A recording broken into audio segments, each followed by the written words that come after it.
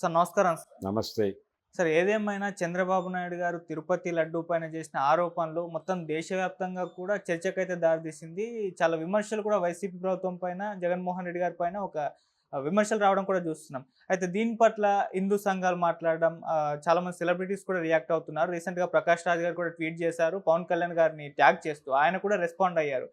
ఎంటైర్‌గా ఈ వ్యవహారం చూసుకుంటే ఎటువైపు వెళ్తుందంటారు? మరి జగన్మోహన్ రెడ్డి గారు దీన్ని ఏ విధంగా హ్యాండిల్ చేస్తారు? ఇన్ని విమర్శలైతే ఆయన ఎదుర్కొంటున్నారు. మరి తిరుపతి లడ్డు వ్యవహారం పైన మీ రివ్యూ ఏంటి సార్? మీ ఇప్పుడు తిరుమల లడ్డూకి సంబంధించి ఒక అంటే దానిలో వాడుతున్నటువంటి నెయ్యి, కల్తీ నెయ్యి అనేది వివాదం. ఈ కల్తీ ఎవరు చేశారు? ఆ చేసిన వాళ్ళెవరో కనిపెట్టి, దాన్ని అడ్మిట్ చేసిన వాళ్ళెవరో కనిపెట్టి, వాళ్ళని శిక్షించటం అనేది జరగాలి. కానీ ఇక్కడ జరుగుతున్నదేమిటి? ఈ విషయం ఎవరు మాట్లాడాలి? శ్యామలరావు గారు మాట్లాడాలి. టీటీడీలో ఆయన బాస్. ఆయన కదా వచ్చి మాట్లాడాల్సింది. కానీ ఎవరు మాట్లాడారు? తెలుగుదేశం పార్టీ అధికార ప్రతినిధి మాట్లాడాడు. తర్వాత సాక్షాత్తు ముఖ్యమంత్రి గారు మాట్లాడారు. చంద్రబాబు నాయుడు గారికి ఇష్యూ తెలియగానే ఆయన రోమాలు నిక్కబొడుచుకుని పరమానంద భరితుడైపోయాడు. ఆయన ఎందుకు పరమానంద భరితుడయ్యాడంటే, తిరుమల ప్రసాదం కలుషితం అవుతోంది అనేది చాలా అద్భుతమైనటువంటి టాపిక్. జగన్మోహన్ రెడ్డిని రాజకీయ క్రీడలో నుంచి ఎలిమినేట్ చేయటానికి ఇది వజ్రాయుధాన్ని మించినటువంటి ఆయుధం. అటువంటి అద్భుతమైనటువంటి ఆయుధం నా చేతికి దొరికింది అని విపరీతంగా సంబరపడి ఉంటాడు ఆయన. ఆ సంబరం కనిపించింది ఆయన మాటల్లో. ఆయన మాటల్లోనే కాదు, లోకేష్ గారి మాటల్లో కూడా.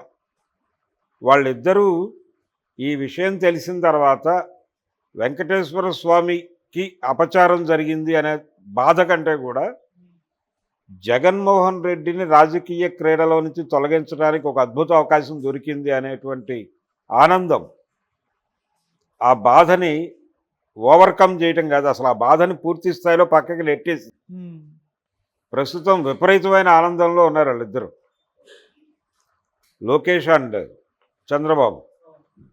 ఈ పరమానంద భరితులైపోయి విహెచ్పి వాళ్ళు ఒక మాట అన్నారు, అంత లూజ్గా ఎలా మాట్లాడేస్తారు అవన్నీ నువ్వు అని. నిజానికి వాళ్ళు సెన్సిబుల్గా ఆలోచించారు. ఏం చేయాలి, నీ దగ్గరికి విషయం వచ్చినప్పుడు అది చాలా సెన్సిటివ్ విషయము, ప్రపంచం అంతా ఆయన భక్తులు ఉన్నారు, వాళ్ళందరి మనోభావాలు దెబ్బతింటాయి కాబట్టి కొంచెం సంయమనం పాటించి కూర్చుని మాట్లాడాలి, చెప్పాలి. అంతే తప్ప అది అటాకింగ్గా చెప్పాడు ఆయన. చెప్పడమే. ఒక్కసారి ఆయన బయట వింటే, ఆయన తిరుమల తిరుపతి దేవస్థానం దైవ కైంకర్యం కోసం వినియోగిస్తున్నటువంటి ప్రసాదాలు, భక్తులకి పంపిణీ చేస్తున్నటువంటి ప్రసాదాలు, వాటి తయారీకి వాడుతున్నటువంటి పదార్థాల్లో జరుగుతున్నటువంటి కల్తీలు, ఇది ఆ సబ్జెక్టుకి పరిమితమై మాట్లాడలేదు ఆయన. వీళ్ళు ఎంత దుర్మార్గులంటే, వీళ్ళు ఎంత దారుణాలకు ఒడిగట్టారంటే అతని పాలనలో అని మొదలుపెట్టాడు. అది ప్రమాదం. అంటే నీకు ఒక మోటో, నీకు వెంకటేశ్వర స్వామి కాదు టార్గెట్. వెంకటేశ్వర స్వామికి అన్యాయం జరిగిపోయింది, దాని నుంచి తిరుమలని ప్రక్షాళన చేయాలనేది కాదు కార్యక్రమం. జగన్మోహన్ రెడ్డిని ఎలిమినేట్ చేయాలి. ఈ తపన, ఈ తాపత్రయం, ఈ ఆనందంలో ఆయనకి ఇంకొక అద్భుతమైన విండో ఓపెన్ అయింది. జగన్ క్రైస్తవుడు కాబట్టి ఈజీగా టార్గెట్ చేసుకొట్టేయచ్చు అనేది. అదే జగన్ హిందూ ఉన్నాడు అనుకోండి, నిజానికి అతను క్రైస్తవులకు చేసిందేమీ లేదు జగన్మోహన్ రెడ్డి, కానీ క్రైస్తవుడిగా ఎస్టాబ్లిష్ అయి ఉన్నాడు. క్రైస్తవుడిగా ఎస్టాబ్లిష్ అయి ఉండటం అనేది ఇంకొక అద్భుతమైన ఆయుధం చంద్రబాబు నాయుడికి. సో చంద్రబాబు నాయుడు దాడి ఎవరి మీద చేశాడు? జగన్మోహన్ రెడ్డి మీద కాదు, క్రైస్తవ సమాజం మీద దాడి. అంటే ఆంధ్రప్రదేశ్ అనేటువంటి రాష్ట్రానికి ఒక క్రైస్తవ ముఖ్యమంత్రి వస్తే అతన్ని ఎలా దాడి చేసి చంపేస్తారు అనేది ఇక్కడ అర్థమవుతోంది మనకి. హిందూ మత దురహంకార పూరితమైనటువంటి దాడులు, అధికారంలోకి ఇంకొక మతం వస్తే సహించలేని పరిస్థితి, వాళ్ళని తొక్కేయటానికి, లౌకిక రాజ్యాంగ విలువల్ని తొక్కేయటానికి కూడా తెగబడుతున్నారండి చంద్రబాబు నాయుడు అండుకో. అందులో భాగంగానే పవన్ కళ్యాణ్ గారు ఒక ఆయన ఇంకొక అడుగు ముందుకు వేసి సనాతన ధర్మ పరిరక్షణకు ఒక ప్రత్యేకమైనటువంటి శాఖ ఉండాలి అని ఆయన ఉపదేశించారు. ఇది జగన్మోహన్ రెడ్డి కూడా దీన్ని హ్యాండిల్ చేయటంలో తడబాటుకు గురవుతున్నాడు. తడబాటుకు గురి అవుతున్నాడు అంటే ఇన్ ది సెన్స్ ఆయన నిన్న ప్రెస్ మీట్ పెట్టాడు. ఇది తనని పూర్తి స్థాయిలో రాజకీయంగా సమాధి చేయటానికి తెలుగుదేశం పార్టీ సమాయత్తమై రంగంలోకి దిగింది, మన రాజకీయ భవిష్యత్తు అయిపోయింది, అంధకారమే అనే విషయం ఆయనకు అర్థమైంది జగన్మోహన్ రెడ్డికి. దీన్ని మనం ఏమాత్రం ఉపేక్షించినా మన జీవితం సమాధి అయిపోతుంది, రాజకీయ జీవితం అనేది అర్థమై పరిగెత్తుకుంటూ వచ్చి ప్రెస్ మీట్ పెట్టాడు. ఆయన ప్రెస్ మీట్ పెట్టి ఏం చేయాలి, ఆయన అక్కడ మాట్లాడే విషయంలో ఆయన మళ్ళీ పాత ధోరణిలోకి వెళ్ళిపోయి యాక్టివ్ అపోజిషన్ అనే రోల్ తీసుకుని కొన్ని అద్భుతమైన విషయాలు చెప్పాడు. పంపిణీ అయ్యింది, మీరు టెస్ట్కి పంపించినటువంటి లడ్డూలు తయారీ ఎప్పుడు అనేది చూడండి, 3 నెలల క్రితమో 4 నెలల క్రితమో లడ్డూలు ఇప్పుడు టెస్ట్కి పంపించారా, లేకపోతే వచ్చిన రిపోర్టు 3 నెలల క్రితందా 4 నెలల క్రితందా, ఆ లడ్డూలు ఏ డేట్లు తయారైనాయి అనేది ఒకటి చూడాలి. రెండోది, ఇప్పటికీ ఆ నెయ్యి జరుగుతోందా, లోపలికి వెళ్తోందా కల్తీ నెయ్యి, తిరుమలలో ఉండేటువంటి ల్యాబ్ ఏం చేస్తోంది, నిద్రపోతోందా. ఆయనేమో వనస్పతి ఉన్నది అని చెప్పాడు, వనస్పతి అవశేషాలు ఉన్నాయని శ్యామలరావు మొదటి స్టేట్మెంట్. అంటే ఏం చెప్పాడు ఆయన,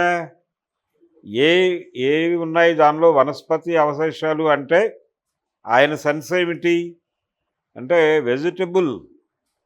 వెజిటబుల్ కంటెంట్ ఉంది దానిలో అని చెప్పాడు ఆయన. కానీ చంద్రబాబు నాయుడు గారు ఏం చెప్పారు, యానిమల్ కంటెంట్ ఉందని చెప్పారు. వెజిటబుల్కి యానిమల్కి ఉన్నటువంటి తేడా. శ్యామలరావు అక్కడ ఉండేవాడు, ఆయన మాట్లాడాలి. ఆయన వెజిటబుల్ అన్నాడు, ఈయన యానిమల్ అన్నాడు. తాను వెజిటబుల్ అనేసి తప్పు చేశానేమో అని శ్యామలరావు గారు పశ్చాత్తాపడిపోయి ఇమ్మీడియట్గా మళ్ళీ ఆయన కూడా డైలాగ్ మార్చి యానిమల్ అయి ఉండొచ్చు, మేబీ ఛాన్సెస్ ఈజ్ దేర్ అన్నట్టుగా మాట్లాడాడు. ఇదొక విచిత్రం. ఈ గందరగోళం అంటే చంద్రబాబు గారికి అక్కడ కల్తీ జరిగింది అనేది అసలు వెర్రీ ఉత్సాహాన్ని ఇచ్చింది. ఇక సమాధి చేసేయచ్చు, ఈ అకౌంట్లో వైసీపీని రాష్ట్రంలో నుంచి తీసేసి హిందూ మహాసముద్రంలో పారేసి చంపేయచ్చు అనేది ఆయనకి ఒక పిక్చర్ వచ్చేసింది. దాని నుంచి ఎలా తనని తాను కాపాడుకోవాలి, తన పార్టీని ఎలా కాపాడుకోవాలనే గోల్లో జగన్మోహన్ రెడ్డి గారు అగ్రెసివ్గా పెడుతున్నాడు. అది మానేసి ఆయన చేయవలసిన పని ఏంటంటే, అయ్యా తప్పు జరిగింది అనేది చెప్తున్నారు, ఓకే, మీరు అనవసరంగా దీన్ని రాజకీయం చేయకుండా ఒక నిజ నిర్ధారణ కమిటీ వేసి, ఎవరో రిటైర్డ్ జడ్జి కాకుండా, రిటైర్డ్ జడ్జి చేస్తే చెయ్యండి, లేదు సిట్టింగ్ జడ్జితో కమిటీ వేయండి, ఫ్యాక్ట్స్ ఏమిటనేది బయటకు తీసుకురండి, ప్రజాక్షేత్రంలో పెట్టండి. నేరం జరిగినప్పుడు ఎవరు అధికారంలో ఉంటే వాళ్లే శిక్షార్హులు. సుబ్బారెడ్డి గారు నేరం చేశాడంటే ఆయన్ని ఉరితీయండి తిరుమలలో. లేదు కరుణాకర్ రెడ్డి భూమన, అతని వైపు నుంచి తప్పు జరిగిందంటే అతన్ని ఉరితీయండి. నేను కూడా ఉరిశిక్షకు సిద్ధమే. ముందు విచారణ జరపకుండా అవతల వాళ్ళ మీద ఆరోపణలు చేసి పొలిటికల్ మైలేజ్ పొందే ప్రయత్నం మానేయండి. మనం రాజకీయంగా చూడొద్దు వెంకటేశ్వర స్వామి వ్యవహారం. దీన్ని భక్తిభావంతో చూద్దాం.